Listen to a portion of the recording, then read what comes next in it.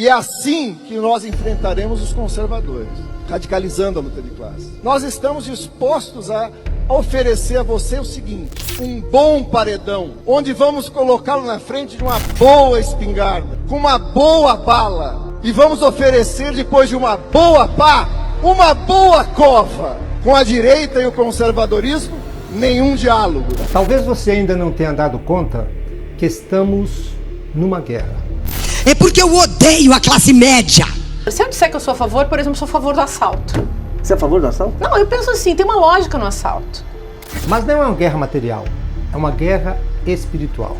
Hoje, eu vou te listar alguns pontos importantes para que você analise antes de votar.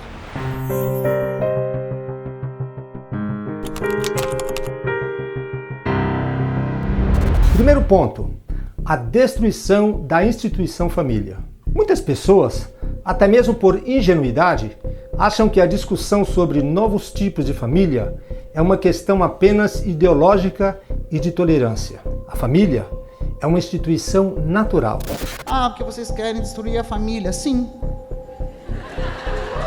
Queremos.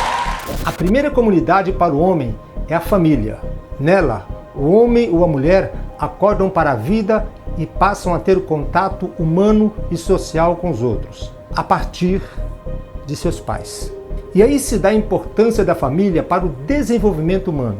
A base familiar é de suma importância na vida do ser humano. Agora, o que acontece quando destruímos essa importante instituição?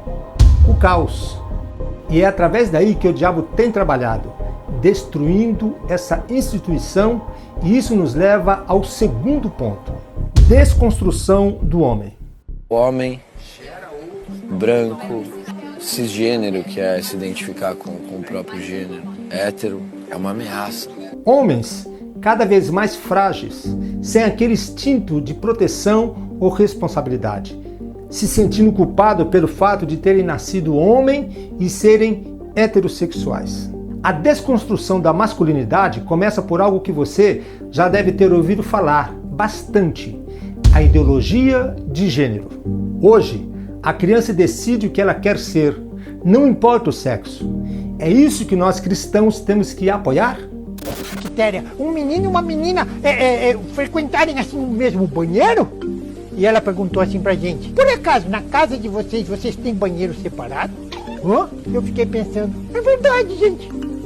Ué, quem inventou essa história de banheiro separado, não é? É só a gente ser limpinho. Isso está sendo imposto a nós de forma bem sutil. Perceba, por exemplo, os filmes atuais, o que a cultura pop está nos mostrando. Quem está assistindo desde o início sabe que os homens são retratados como escrotos, né? Assim mesmo, babacas, totalmente, né? Todos os homens do planeta Terra ficaram escrotos. Tá aí na série da She-Hulk. Porque, no geral, os homens são um dos grandes vilões da série. A série só pega os personagens dos quadrinhos e transforma eles em alguma caricatura do machismo, sabe, uma paródia do machismo ou alguma coisa assim desse tipo, pra ele servir de humor, sabe, de alívio cômico. E isso é uma das pautas do feminismo, né? Tipo, a mulher não precisa ter um homem pra ser realizada, ela pode construir uma carreira, ter uma vida, sem ficar pensando em casar, ter filho, etc. O movimento feminista é um dos responsáveis por criar a divisão entre homens e mulheres.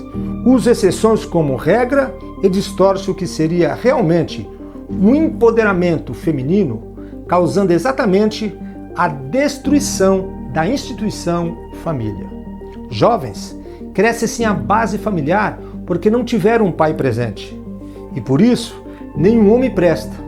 Quando chega o dia dos pais, sempre aquela frase: mas tem aquela mãe que é pai e mãe.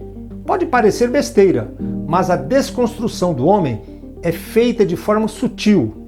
Tomam exceção pela regra e acabam impondo de valores através da cultura e educação nas nossas igrejas. Terceiro ponto: liberação do aborto e drogas. O compromisso de todo cristão é ser contra o aborto. Antes mesmo de te formares no ventre materno, eu te conheci. Antes que saísse do seio, eu te consagrei. Jeremias 1, verso 5. A vida deve ser protegida com o máximo cuidado, desde a concepção. O aborto e o infanticídio são crimes nefastos, mas eles querem nos calar, mudar o que está escrito na palavra de Deus. O aborto é ilegal. quando na verdade deveria ser transformado numa questão de saúde pública e todo mundo ter direito e não ter vergonha. Eu não quero ter um filho, eu vou cuidar de não ter meu filho. Já sobre a liberação das drogas, com toda certeza, não vai trazer nenhum tipo de diminuição da criminalidade. Muito pelo contrário, irá aumentá-la significativamente. Atualmente, quadrilhas se degradiam para manter os seus negócios ilícitos e postos de vendas. Se nós tivermos a legalização da maconha ou qualquer outro tipo de droga ilícita, essas facções, obviamente, não vão deixar jamais de ser facções criminosas. É impensável imaginar um traficante que faça um CNPJ para vender maconha. Se eles brigam, colocando em risco a própria vida, quando enfrentam fuzis e outras armas de grosso calibre na guerra contra facções criminosas rivais, imaginem quando souberem que as farmácias ou pubs estão vendendo drogas. Como é que a gente vai tratar a questão de droga nesse país? Como é que a gente vai tratar? Vai continuar tratando como se fosse um caso de polícia?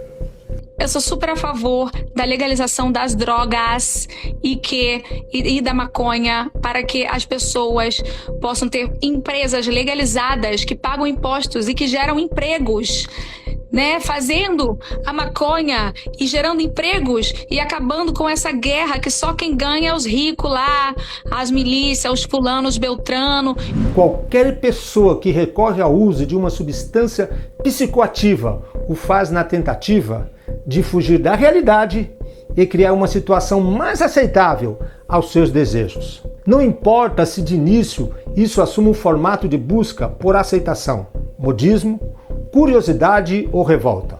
O fato é que ninguém recorre a qualquer subterfúgio se o seu mundo interior estiver resolvido e em ordem. Por essa razão, o consumo da maconha ou qualquer outra droga é de fato uma rendição aos desejos desordenados do indivíduo e uma busca por uma solução imediata, que ao final poderá resultar em maiores sofrimentos. Quarto ponto, o marxismo cultural. O marxismo cultural é uma vertente da teoria marxista, que entende que a transformação da sociedade e da política é feita com base em esforços acadêmicos e intelectuais contínuos para subverter a cultura ocidental. A revolução tomará o poder não pelas armas, mas pela destruição de valores e crenças tradicionais que serão substituídos pelos valores revolucionários. O marxismo define a religião pura e simplesmente como uma projeção de nossa realidade terrena para um plano superior metafísico. A religião consiste para ele em um mundo fantástico, criado pela mente humana, que tenta dar a certos fenômenos naturais um ar sobrenatural. Isso significa que religião com o seu Deus não passa de uma mera ilusão. No mestrado eu cheguei a falar uma vez que a gente tinha que se filtrar nas igrejas. O dia que eu contar o que é essa viagem a Jerusalém, o dia que me botarem na televisão para eu contar, eu acabo com o cristianismo do Brasil. Como é que a gente vai fazer isso? Eu falei assim, a gente vai fazer. Aí ela falou assim, mas eles não vão querer escutar. Eu falei, quem disse que a gente vai falar para eles? A gente vai para a escolinha dominical. O que mais a igreja quer, sabe o quê? É pegar uma irmãzinha, um irmão para botar para tomar conta das crianças. Existem lá, enquanto eles estão no culto, uma sala de aula cheia de crianças. Aí tu vai pegar a Bíblia mesmo, a Bíblia. Você vai começar a falar de Jesus. Jesus era esse aqui, ó. Ele amava os pobres. Jesus disse aqui, ó, que o rico não entraria no reino dos céus. A gente vai começar a falar de Jesus. Mas ele vai chegar em casa e vai falar, pai, professor, aonde está escrito? Ele vai falar aqui, pai, está escrito aqui, Jesus falou. Lá em Mateus 19, 23, o próprio Jesus diz o seguinte, eu lhes digo a verdade, é muito difícil um rico entrar no reino dos céus. É muito difícil, não que não vai entrar. O que eles querem fazer é colocar uma visão marxista na Bíblia, como se Deus odiasse os ricos. Na verdade, a Bíblia fala que o amor ao dinheiro, de fato, que é a raiz de todos os males. Mas Salomão, por exemplo, Davi era super rico e a Bíblia não coloca isso como pecado. Mas vamos lá, olha só o perigo disso. Essa mulher basicamente está dizendo que a escola dominical deve se tornar um ambiente de ativismo ideológico e não para poder pregar o evangelho. E por que fazer isso na escola dominical? Porque é o local ali de crianças. E infelizmente muitas das vezes as próprias igrejas ignoram esse espaço e acabam deixando com que essas pessoas se infiltrem mesmo nos ambientes ali que deveria ser de evangelho. E a esquerda já vem tentando essa aproximação com os evangélicos há um tempinho já, fazendo podcast para evangélicos. Lá em 2021, fazendo até pastores de Lula. Até o Boulos falando que precisa aproximar a esquerda de evangélicos. Mas para isso tem que ter estratégia. Nenhum dos revolucionários que a gente teve nesse Brasil fez nada sem estratégia. E agora finalmente ela falou algo de fato que é bíblico. A Bíblia fala que o diabo ele tem as suas artimanhas.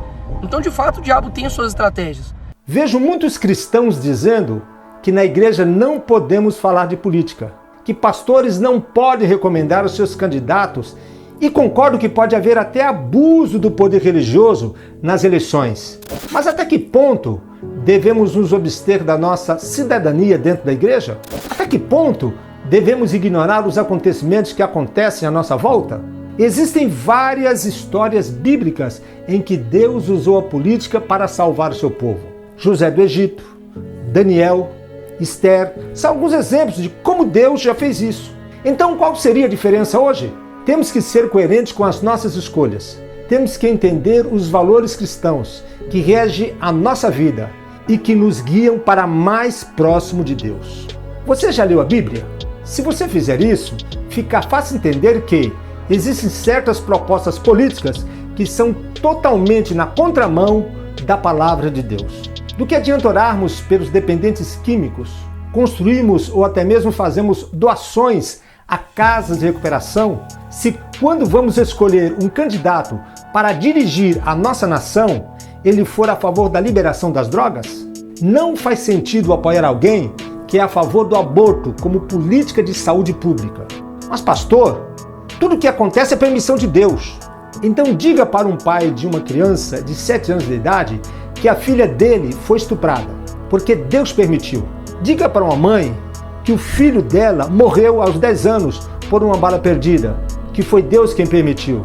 Diga para um pai desempregado que não tem o que dar de comer para o seu filho, que a causa é a permissão de Deus. Dizer que Deus permite é isentar ou tirar dos homens sua responsabilidade. Na Bíblia está escrito: venha o teu reino, seja feita a tua vontade, assim na terra como no céu. Mateus 6, verso 10. Nem todo que me diz Senhor, Senhor entrará no reino dos céus, mas aquele que faz a vontade de meu Pai que está nos céus. Mateus 7, verso 21.